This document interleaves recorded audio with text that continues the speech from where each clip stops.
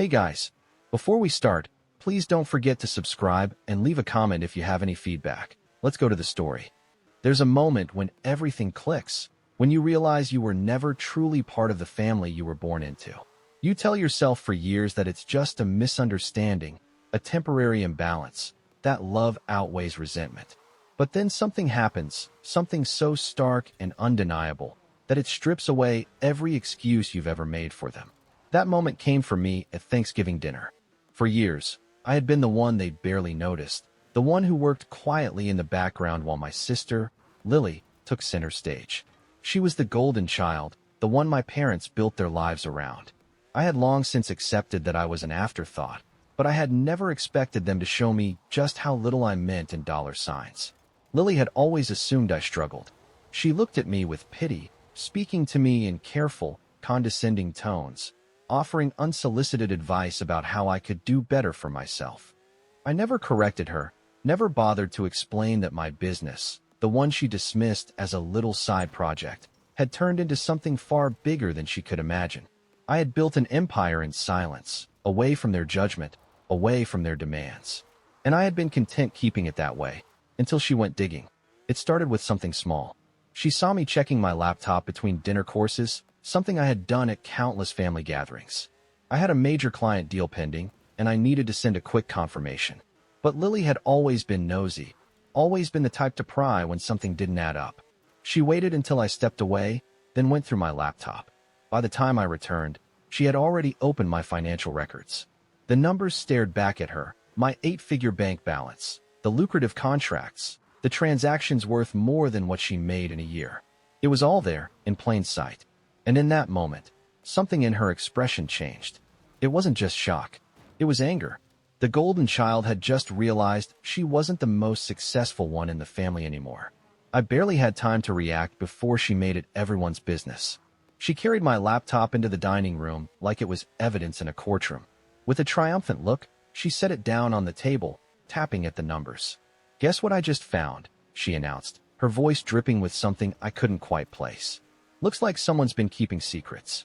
The conversation, the laughter, the clinking of glasses, everything stopped. My mother frowned, confused. My father leaned forward. I stayed where I was, arms crossed, waiting. I had long since learned that trying to defend myself was pointless. Silence stretched between us before my mother let out a laugh, a nervous, dismissive chuckle. "Oh, Lily, don't be ridiculous. We all know your sister doesn't have that kind of money." She turned the laptop to face them. And just like that, the room changed. My father's mouth pressed into a thin line. My mother's eyes widened. Lily's smirk grew as if she had just won some long-fought battle. I had been invisible for so long, and now, suddenly, they saw me. Not as family, but as an opportunity. The shift in the room was instant. My mother's face, frozen in disbelief, flickered between confusion and something I recognized all too well: calculation.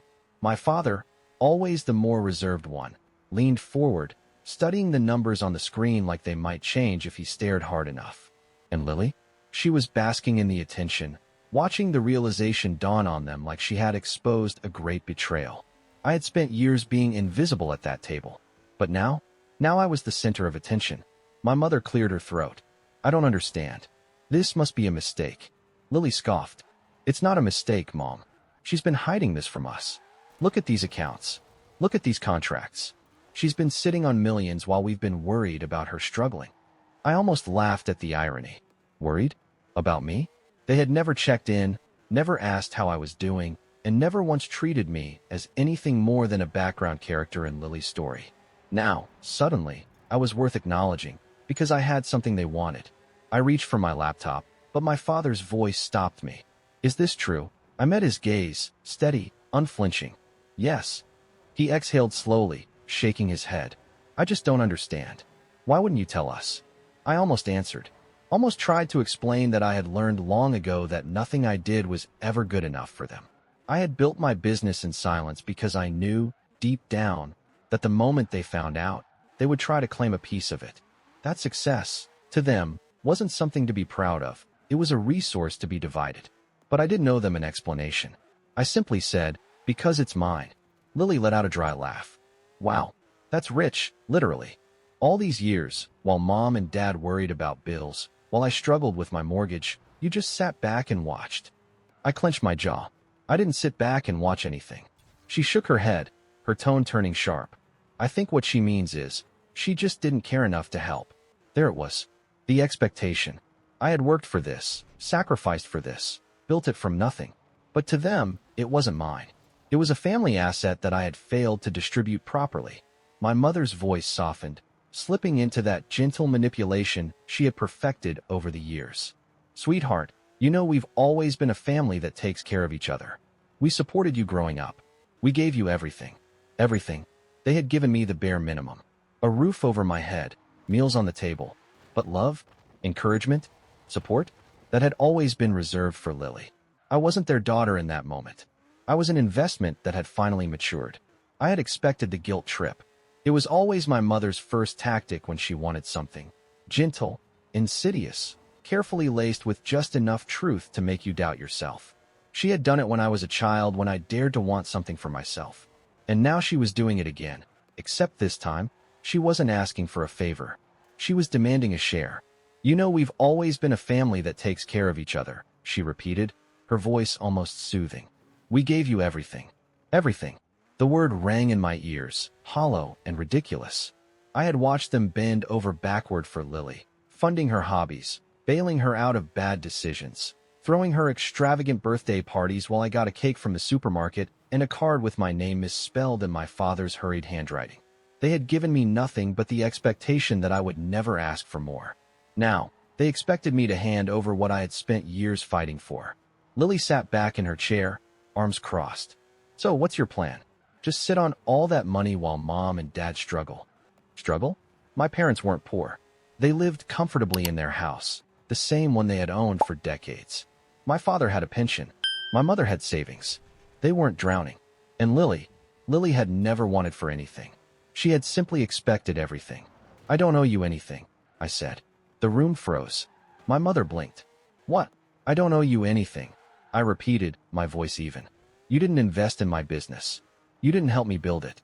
You never even asked about it. Lily scoffed. That's not the point. We're family. Families share. Did you share your salary with me when you got your first job? I asked. She frowned. That's different. How? Silence. I watched the frustration build in her, the way her fingers tapped against the table, the way she turned to our parents as if expecting them to handle me. My father let out a long sigh, rubbing his temples. Listen, we're not saying you have to give away all your money. But maybe you could. No, I cut in. That one word landed like a slap. My mother's lips parted in shock. My father frowned. Lily's face twisted into a rage. You're so selfish, she spat. You're just going to sit there with millions while you what? I snapped. While you live in the house you didn't have to pay for. While mom and dad keep making excuses for you. While I continue to be the only one in this family who ever had to work for anything. The air in the room thickened. They had never seen me like this before. Because I had always been quiet. Passive. The good daughter who didn't cause trouble. But I wasn't playing that role anymore. My mother's voice softened again, a last-ditch attempt. Sweetheart, don't you think you're being a little harsh? No, I was finally being fair. The silence after my words was thick enough to suffocate. My mother, always the one to smooth things over, was struggling to find her angle. My father had resorted to rubbing his temples, as if this conversation was somehow my fault, as if I had dropped this on them instead of them ambushing me. And Lily? She was boiling. She wasn't used to losing. She wasn't used to hearing no. She had always been the center of the universe in this family, always been able to get exactly what she wanted, until now. I saw the way her jaw clenched, the way her fingers dug into her crossed arms. She wasn't going to let this go. You can't be serious, she said, her voice sharp with disbelief. I just stared at her. I mean, come on, she continued, a bitter laugh escaping her lips. You have what? Over $12 million? And you can't even spare anything for your own family? That word, spare, like it was pocket change. Like the years of work, of sacrifice, of stress meant nothing because, to her, the money just existed. I took a slow breath, keeping my voice even. If you wanted money, you should have worked for it. The words came out calm, but they hit her like a slap. Lily had never worked for anything. She had spent her life knowing that no matter how badly she screwed up, someone would catch her. My parents had bailed her out of debt, covered her rent when she fell behind, and paid off her credit cards more times than I could count. But now, there was no safety net, and she hated it. Lily turned to my mother, waiting for her to step in, for her to play peacemaker, for her to guilt me back into line. My mother straightened in her seat, nodding slowly as if convinced that I just needed the right push. "This isn't just about Lily," she said gently. "It's about all of us. We're family, sweetheart, and families take care of each other." I let out a quiet laugh. "Did you take care of me?" Her smile faltered. "Did you help me when I was building my business?" I pressed. "Did you ever ask if I needed anything? If I was struggling? If I had enough to get by?" The answer hung in the air, heavy and undeniable. They hadn't, because they had never cared to. The only reason they cared now was because they had finally realized that I had something they wanted. That was the difference. I had spent years standing on my own, learning how to survive without them. And now, they were learning how to survive without me. I stood up, pushing my chair back. "This conversation is over." Lily's expression snapped. She shot to her feet, hands slamming against the table. "You think you're better than us?" Her voice was shaking, not with sadness, not with regret, but with pure, blind entitlement. "You think just because you got lucky, you can act like we don't matter?" I met her glare, unwavering. Luck had nothing to do with it. I turned to leave. And then, my father said the words that sealed their fate. "If you walk out that door, you're turning your back on your family." I reached for the handle, paused for just a second. Then I looked back and said, "You were never really my family to begin with." And I walked out. The cold night air hit me as I stepped outside, but the chill wasn't nearly as sharp as the realization settling in my chest. I had spent years waiting for them to care, waiting for them to see me beyond what I could provide. And now that they finally had, it was only because they wanted to take it. I got in my car, my hands steady on the wheel. I wasn't angry. I wasn't sad. I was just done. For the first time in my life, I had no reason to look back. But they weren't going to let go that easily. The messages started almost immediately. At first, they were guilt-ridden. "We love you, sweetheart. Please don't do this to your family. We're just trying to understand why you'd hide this from us." Then, they turned passive-aggressive. "Wow, I guess money does change people. It's honestly disgusting that you turn your back on the people who raised you." And finally, they became outright demands. "You owe us, Sarah. You wouldn't even be here without us. If you don't help mom and dad, you're going to regret it." I blocked their numbers. Every single one of them. Because I didn't owe them anything. Not my time. Not my attention. And sure as hell, not my money. But Lily? She wasn't done. She had always been the one to push further. To go that extra mile to make sure she got what she wanted. So when she realized I wasn't responding, she did something that proved just how far she was willing to go. She started spreading lies. It started with mutual friends. Then, it trickled into the extended family. The rumors varied. Some were small, subtle manipulations of the truth. Others were outrageous. "Sarah's not as successful as she claims. She probably scammed people for that money. She's cutting off mom and dad while they're struggling just because she's greedy. She only got where she is because of luck. She never had to work hard for anything." And just like that, the story was rewritten. In their version, I wasn't the one who had worked my way to success. I was just a selfish, ungrateful daughter who had abandoned her family. And the worst part? People believed it. I saw the way people looked at me differently. The way some of my relatives stopped reaching out. The way old friends hesitated before answering my calls. It was happening exactly how Lily wanted it to. She wasn't just trying to get my money. She was trying to destroy my name. But what she didn't realize, I wasn't the same person she had walked all over for years.